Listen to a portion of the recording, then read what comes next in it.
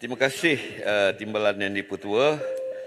Soalan saya nombor 1, minta Menteri Ekonomi menyatakan perkembangan semasa berhubung hasrat kerajaan untuk menjadikan tahun 2023 sebagai tahun menoktahkan kemiskinan tegar dan nyatakan kadar kemiskinan terkini negara dan pendapatan isi rumah mengikut kaum pada tahun 2022. Terima kasih Timbalan di-Pertua. Silakan Menteri. Assalamualaikum warahmatullahi dan salam sejahtera. Puan Yang di-Pertua, Yang Berhormat Tampin. Kerajaan Perpaduan terus beriltizam untuk menoktahkan kemiskinan tegar tanpa mengira latar belakang kaum dan wilayah melalui beberapa tindakan intervensi yang bersifat jangka masa pendek dan sederhana. Ini termasuk menerusi pendekatan baru yang memberi penekanan kepada keupayaan menjana pendapatan tambahan secara mampan. Bagi jangka masa pendek di bawah Belanjawan 2024, pelbagai langkah akan diteruskan bagi membantu golongan miskin seperti sumbangan tunai rahmah (STR), sumbangan asas rahmah atau SARA, subsidi kepada pesawah dan pekebun kecil serta projek pembaikan melibatkan infrastruktur luar bandar dan program pembasmian kemiskinan. Inisiatif yang diperkenalkan di bawah Kementerian Perdagangan Dalam Negeri dan Kos Sara Hidup juga akan diteruskan seperti inisiatif Payung Rahmah dan Jualan Terus dari Ladang yang menawarkan barangan dan perkhidmatan mampu bayar kepada pengguna. Bagi strategi jangka masa sederhana dan panjang di bawah kajian separuh penggal Rancangan Malaysia ke-12, pendapatan rakyat dipertingkatkan melalui program-program keusahawanan, peningkatan kemahiran dan latihan kemahiran semula serta penyediaan dasar perlindungan sosial yang komprehensif. Inisiatif ini termasuklah program seperti Inisiatif Pendapatan Rakyat atau IPR yang dilaksanakan oleh Kementerian Ekonomi yang meliputi penyediaan ekosistem yang lengkap dan bantuan secara in-kind diberi kepada peserta bagi menyokong dan menggalakkan mereka untuk menjalankan aktiviti ekonomi bagi menjana pendapatan tambahan secara mampan. Sehingga kini sejumlah kira-kira 4,100 isi rumah telah mendapat limpahan manfaat daripada hasil pelaksanaan program ini. Kerajaan melalui Majlis Tindakan Ekonomi Negara pada 6 November 2023 yang lalu juga telah bersetuju supaya semua agensi mengenal pasti isi rumah yang boleh menyertai program-program yang disediakan oleh kerajaan dalam tempoh berbaki 2 bulan sebelum akhir 2023 dan diserapkan ke dalam program yang ditawarkan mengikut kesesuaian. Kerajaan juga bersetuju mempertimbangkan pemberian bantuan tunai khas secara bulanan kepada isi rumah yang tidak berkemampuan untuk menjana pendapatan ataupun golongan tidak produktif bagi memastikan mereka terkeluar dari miskin tegar. Saya minta 1 minit lagi, Puan Yang di-Pertua. Kerajaan menyedari bahawa keberkesanan usaha membasmi kemiskinan turut berkait rapat dengan sumber data utama yang dijadikan rujukan. Pada masa ini, sumber data utama yang diguna pakai adalah Survey Pendapatan Isi Rumah ataupun HIES, Bank Data Kemiskinan Nasional ataupun IKASIH dan Sistem Informasi Data Maklumat Masyarakat Orang Asli atau IDAMAK, dan setiap daripadanya mempunyai beberapa kelemahan tertentu. Oleh yang demikian, kerajaan telah memutuskan untuk mewujudkan pangkalan data utama ataupun PADU yang berperanan sebagai pangkalan data komprehensif untuk membantu kerajaan merangka dasar dan program pembangunan termasuk program sosioekonomi dan membasmi kemiskinan secara menyeluruh tanpa pertindihan. Sistem padu ini dijangka sedia untuk digunakan secara berperingkat mulai Januari 2024. Dan akhir sekali, Puan Yang di-Pertua, berhubung dengan statistik kemiskinan. Statistik berhubung pendapatan dan tahap kemiskinan diperolehi daripada Survey Pendapatan dan Perbelanjaan Isi Rumah. HIES yang terkini adalah untuk tahun 2022 dan laporan penemuan telah diumumkan oleh Kementerian Ekonomi pada Julai 2023 yang lalu. Dan berdasarkan laporan tersebut, nilai pendapatan garis kemiskinan PGK peringkat nasional bagi tahun 2022 telah meningkat kepada RM2,589 setiap isi rumah berbanding RM2,208 bagi tahun 2019. Manakala nilai PGK makanan yang digunakan untuk mengukur kemiskinan tegar bagi tahun 2022 adalah RM1,198 berbanding dengan RM1,169 bagi tahun 2019. Berdasarkan nilai PGK 2022 pada peringkat nasional inilah, maka penemuannya ialah insiden kemiskinan adalah 6.2% merangkumi 488,000 isi rumah, manakala insiden kemiskinan tegar adalah 0.2% yang meliputi 18,000 isi rumah, berkurang daripada anggaran 1% pada tahun 2020. Berdasarkan laporan ini juga, pendapatan isi rumah kasar bulangan penengah median household income dengan izin Puan Yang di-Pertua mengikut tiga kaum utama adalah RM5,793 bagi Bumiputera, RM8,167 bagi Cina dan RM6,627 bagi keluarga kaum India. Terima kasih Puan Yang di-Pertua. Tam Pin.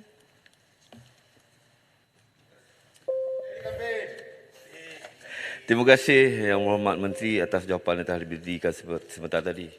Alhamdulillah, marilah kita sama-sama berganding bahu untuk menjayakan hasrat kerajaan bagi membasmi kemiskinan dan mendapatkan manfaat untuk rakyat.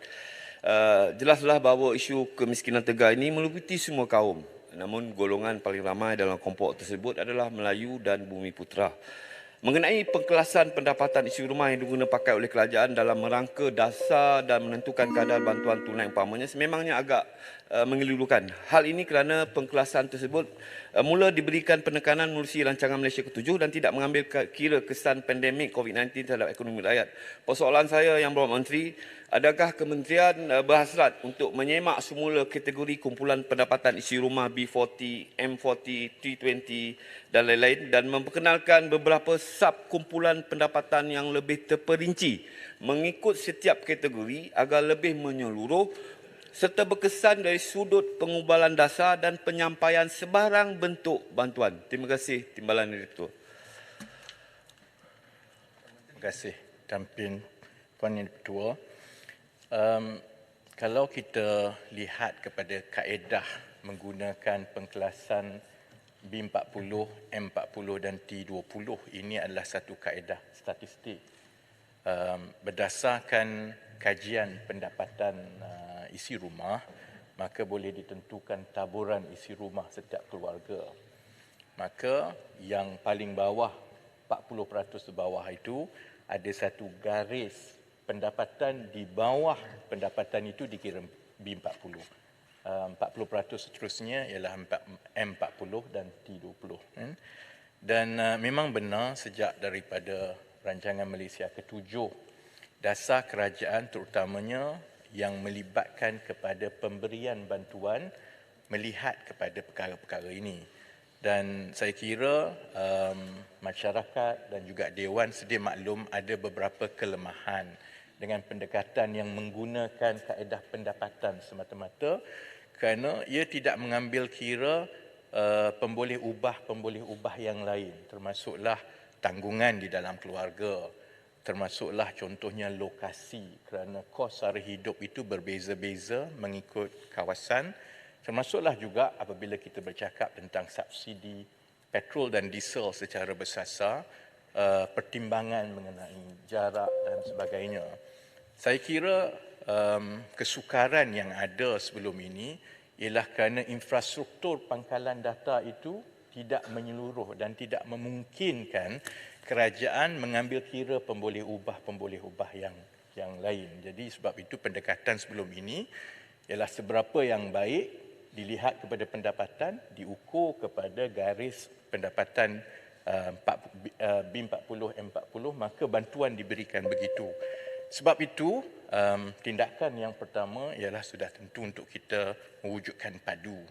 Dan dengan kemajuan teknologi dan juga sains data yang ada sekarang, ia membolehkan kerajaan mengumpul lebih banyak maklumat yang ada.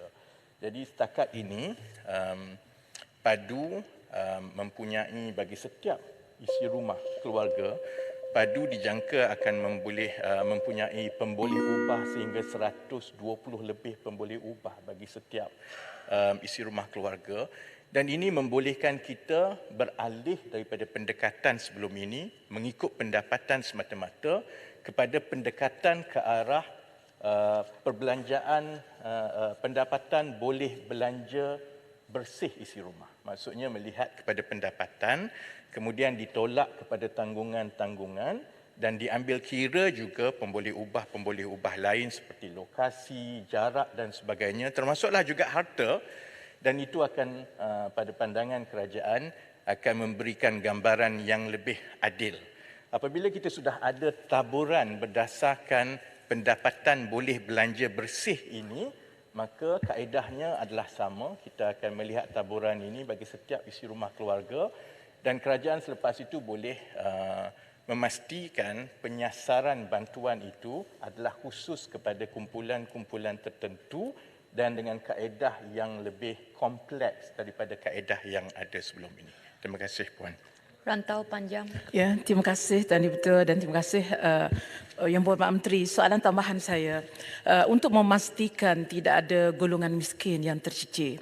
Jadi kita mengharapkan satu mekanisme yang konkretlah untuk memastikan supaya tidak ada golongan yang tercicir ini. Dan saya ingin tahu apakah usaha yang telah dibuat oleh pihak kementerian untuk pemutihan data. Sebab antara kementerian dengan kementerian agak bercanggah. Kita tengok apa yang dilaporkan oleh laporan prestasi program ICU JPM laporkan sehingga Oktober 2023 masih ada 106,213 orang KIR yang miskin tegar. Sedangkan dalam yang sebagaimana disebutkan tadi, dalam laporan bajet juga menyebutkan hanya ada 18,000 orang. Jadi macam manakah pemutihan akan dibuat supaya tidak ada golongan yang tercicir dan adakah mekanisme yang akan dibuat untuk memastikan pengukuran yang setimpal terutama bagi yang berada di bandar dan di luar bandar? Sebab taraf hidup dan kos hidup yang berbeza. Minta penjelasan. Terima kasih Rantau Panjang. Pemutihan sebenarnya kepada pangkalan-pangkalan data kerajaan yang berkaitan kemiskinan, terutamanya IKASih sebenarnya adalah satu proses yang telah berjalan setiap tahun. Tetapi seperti yang kita sedia maklum, ada cabaran kerana peraturan sekarang ialah untuk mendapat apa-apa bantuan daripada kerajaan, mesti ada nama dalam IKASih. Jadi sudah tentu senarai dalam IKASih ini yang ada daripada tahun 2007 akan ada yang tidak mahu keluar. Begitu juga pendekatan sebelum ini, termasuk yang diusahakan oleh Kementerian Ekonomi, apabila kita memprofilkan seberapa banyak keluarga di dalam IKASih yang dikira miskin tegar ini untuk kita padankan dengan program-program pembasmian kemiskinan, secara puratanya sekitar 25 ke 30% menolak untuk terlibat di dalam apa-apa program. Kerana bagi mereka, bagi saja bantuan tunai yang melibatkan menjana pendapatan semua ini, dia tidak berminat. Jadi sebab itu, selain daripada pemutihan yang berterusan, dan saya sedia maklum ICU contohnya terus menggerakkan jentera kerajaan untuk memutihkan. Sebab itu pada makluman saya setakat September 2023 senarai di dalam IKASih itu telah dibersihkan sekarang ini lebih kurang 80,000 isi rumah daripada yang dulu 130 jadi 106, kerana dia seperti yang Rantau Panjang sebut itu ialah soal pemutihan. Tapi kita juga sedia maklum perkara ini adalah dinamik dan kerajaan tidak boleh 24 jam sehari tumpu untuk memutihkan sahaja. Ada kaedah yang lebih baik. Kaedah yang lebih baik ialah dengan kita menggabungkan seberapa banyak data yang ada di dalam jabatan-jabatan kerajaan.